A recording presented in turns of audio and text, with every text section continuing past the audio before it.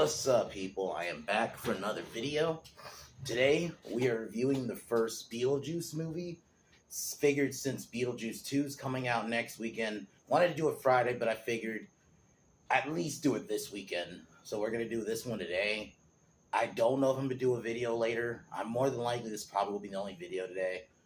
And then tomorrow, this could be a discussion video. I know I've been doing a lot of discussion videos but it's just...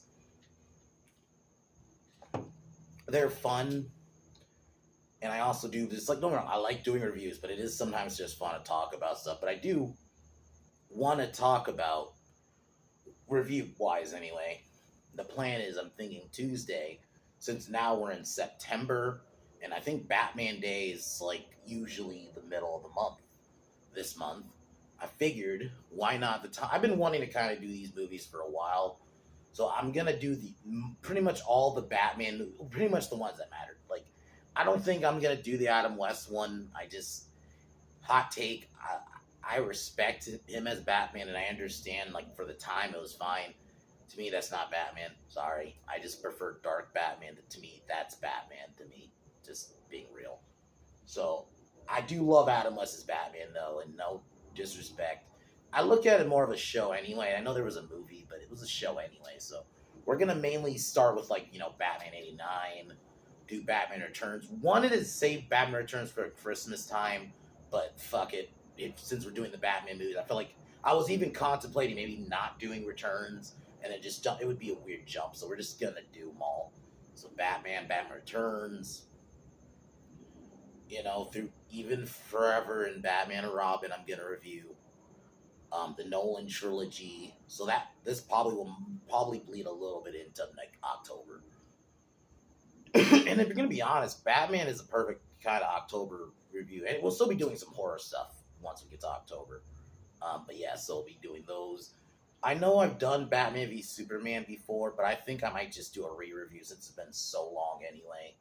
So why not do an updated? Because that is a Batman movie to me. So we'll be doing that. So, but anyway. So I'll be starting that on Tuesday. Wednesday, I'm going to find, like, a bad movie to review. Thursday, I'm thinking I'm going to review Tropic Thunder. I've been wanting to review that, too, for a while. And why not finally just pull the trigger? So we'll be doing that. And then, more than likely, Friday, or at least the weekend next week, I will be doing Beetlejuice 2. Or Beetlejuice. Since now, going back to Beetlejuice...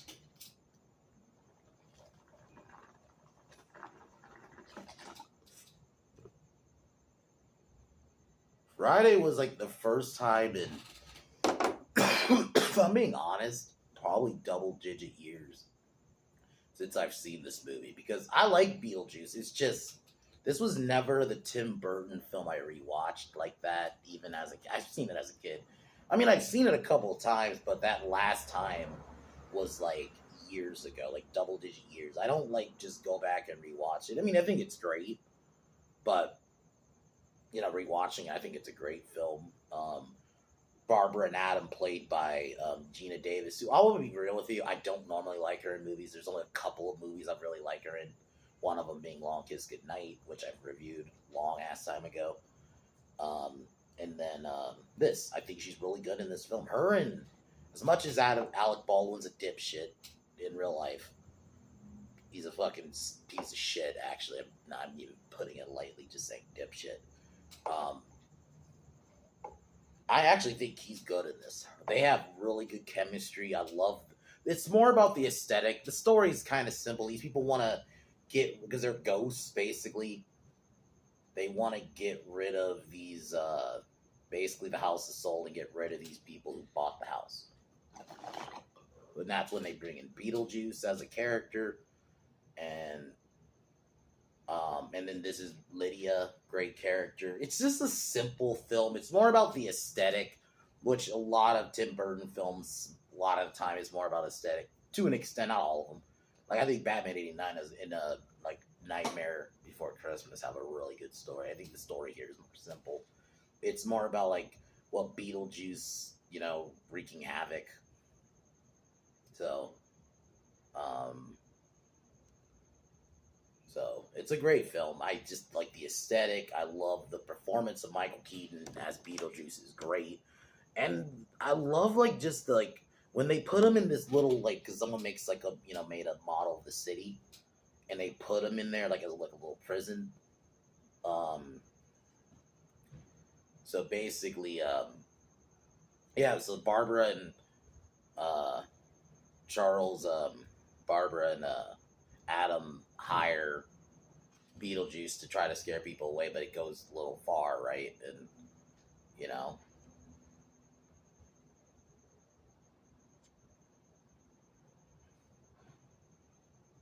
and Lydia starts going on bond with the family. It's almost like becoming their daughter in a way.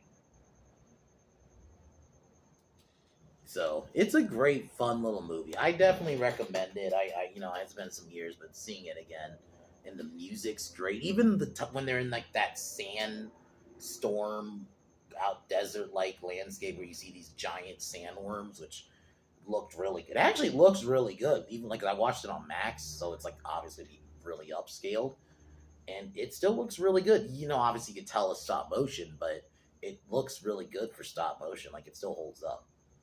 Um, Definitely one of my favorite movies. It's one of Tim Burton's best. There's a reason this one is a lot of people love it. I mean, it has a cool aesthetic. Even like when you go to Beetlejuice's world, his little area, it's great. The house itself looks good. Yeah.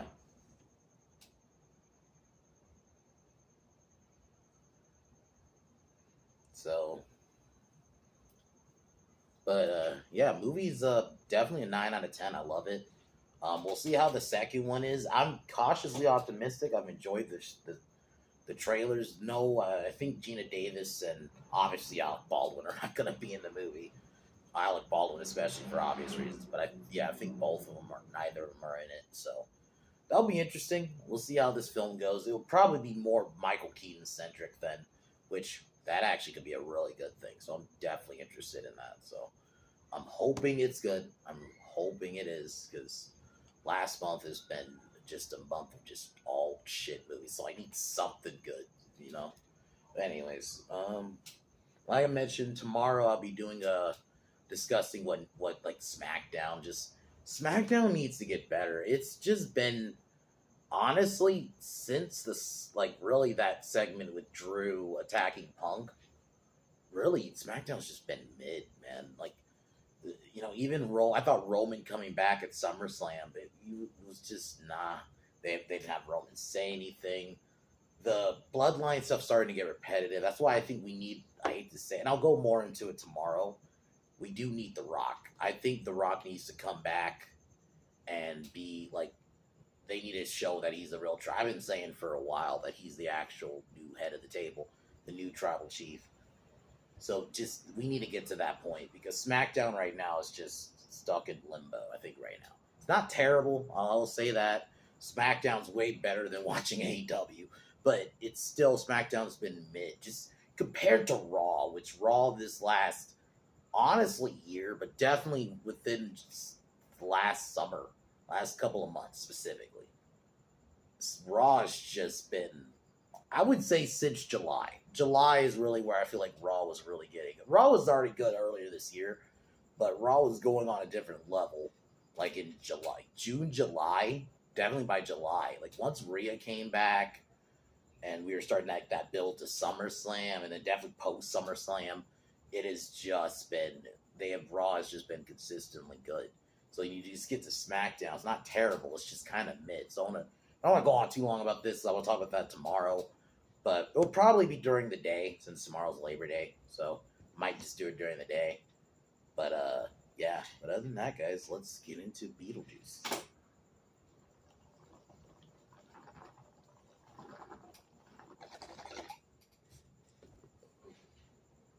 So married, we are introduced to Barbara and Adam, who immediately one thing I noticed is how much of like chemistry they had as a couple. Like you actually bought them as a couple. This is why I don't know why Hollywood just nowadays. Sometimes there are times it works, but with couples in movies, it seemed like they were actually back then. Like we got to make sure these people actually have chemistry. You bought them as a couple. like every scene they're in, especially in the introduction. You know, 'cause you just see them get back home. So Adam uh, and Barbara basically get in a car crash, and they pretty much die essentially and become ghosts. This is where, um, yeah, so they find out they become ghosts. Like the movie, that's the other thing. It goes. It's not like breakneck speed, but it's not like it doesn't. There's no like quiet point like in that kind of sense. Like the movie does kind of go pretty quick because then um, they try to leave the house and they become ghosts, and then really quick, house is sold. We're introduced to the Dietz family, Charles Dietz, Catherine O'Hara, who you may recognize. That's mom from Home Alone. She's in this, and I actually think she's fucking hilarious. I love how much of just basically a rich dumb bimbo in this. It is fucking great. She's actually a funny character. And they try to get rid of them. Well, because the house is sold, because they're dead now. So, and this is where we meet Lydia. Bunch of just people move in, and they try to basically throughout pretty much the movie. Really, is just them trying to scare them. They even wear like ghost fucking like sheets. Like this movie is funny too, but it's like that old school kind of funny that I do want to kind of come back where it's not just humor like you get like that's forced, like you get a lot of these days. So that's the one thing too I'm really hoping 2 has. It's not like that forced humor. Hope 2 is like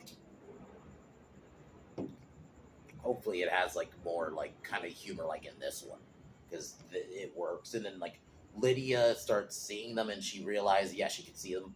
She even realizes the secret attic, finds the secret attic they're in.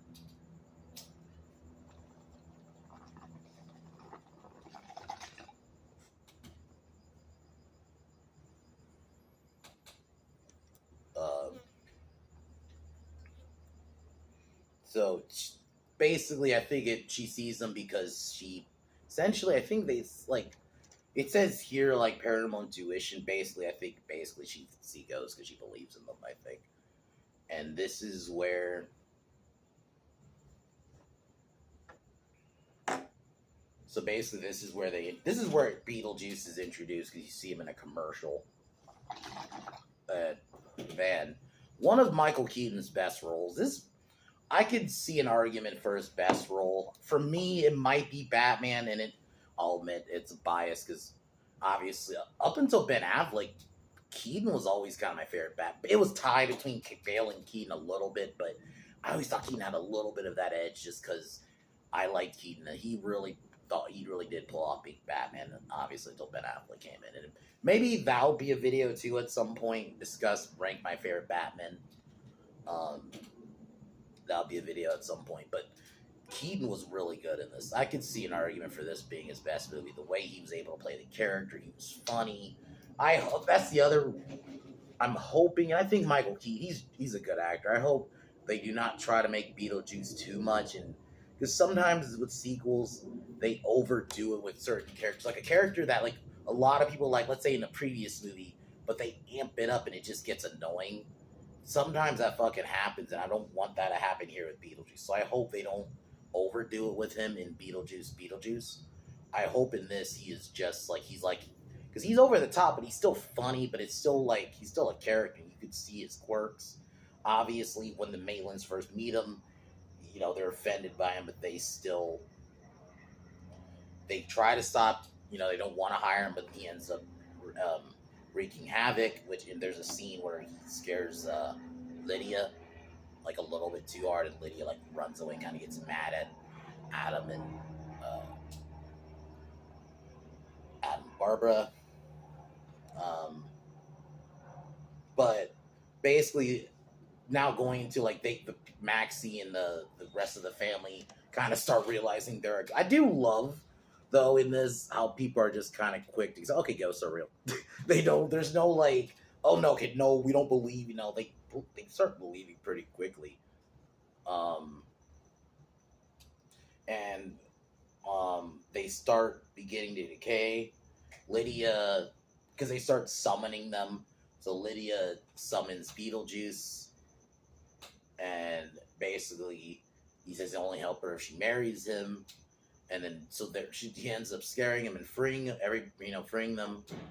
But then the Maitlands stop the wedding, and Beetlejuice gets eaten. And basically the family agree to let the ghost stay, and everybody just it's kind of cool. It's a cool little, nice little happy ending kind of thing. It's the 80s. A lot of movies just kind of had a happy ending. There's nothing wrong with that. And we get a little funny scene with Beetlejuice and a witch doctor, which was pretty funny towards the end of the movie. I overall really like this film. I think this is one of Keaton's best, Burton's best films. I understand why a lot of people love this movie. I think this one is one of those. Watched a little bit I think I watched a couple years after I'd watched Batman '89, so I just don't have that attachment like some people do. I do love the aesthetic. I love the set design, especially when they are in Beetlejuice's area. Looks really unique. I even think the house design is pretty unique too. And, fun characters. The Dietz family are pretty funny too. Lydia's obviously fun. I think probably one of Winona. It may be Winona Ryder's most iconic role, if not obviously Stranger Things. But I would probably say this edges it out. Like when you think Winona Ryder, you think this movie. So yeah, it's an all-around awesome film. I think it still holds up. Has great music too, and it's actually legit funny. So if you have not seen it, I definitely recommend it. It's definitely a gem from the '80s. I'm gonna probably put the title's gonna be Michael Keaton at his finest, because it is. Michael Keaton's really good at this fucking movie as Beetlejuice, like to the point, like it's just so iconic. I see arguments for like this being his best film, but for me it's still '89. But I could see an argument for this being his best, just because how he played the character and all that. Anyway, so 9 out of 10 movie, iconic. That's all I can really say. Tomorrow, SmackDown discussion. Also, next Saturday, we'll be back on Pin Down Podcast. Link will, like I always, will be in the description. But yeah, SmackDown discussion tomorrow. This is going to be fun. Because like I said, I'm going to occasionally talk wrestling stuff on here, but it'll be stuff like that. I'm not going to be doing Raw and SmackDown reviews. There's no point when I have the Pin Down Podcast to do that on now. So it'll be like little stuff like this, discussing like SmackDown, or I'll discuss certain people and stuff like that, or my favorite matches. I remember I wanted to do the video like that a while ago, and it just never did. But I think I'm gonna do it again. I'm gonna try to find a time to do it. But anyways, I'm gonna probably get ready to wrap it up here. Like I said, so that'll be tomorrow, and just figure out. Beetlejuice is great. But yeah, y'all. Talk to y'all tomorrow. Peace.